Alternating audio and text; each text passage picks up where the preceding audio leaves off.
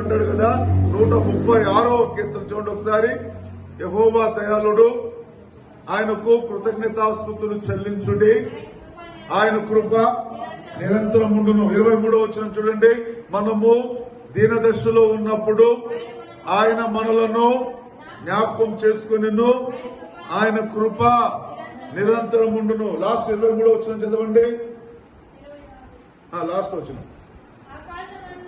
ఆకాశమందుండు దేవునికి కృతజ్ఞతాస్తుతులు చెల్లించుడి, ఆయన కృప.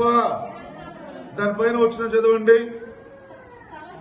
సమస్త జీవులకు ఆయన ఆహారం ఇచ్చుచున్నాడు, ఆయన కృప నిరంతరం ఉండును. దేవునికి స్తోత్రం, హల్లెలూయా. ఆయన రాయబడినటువంటి ప్రతి మాటలో ఆయన కృప నిరంతరం ఉండును, ఆయన కృప నిరంతరం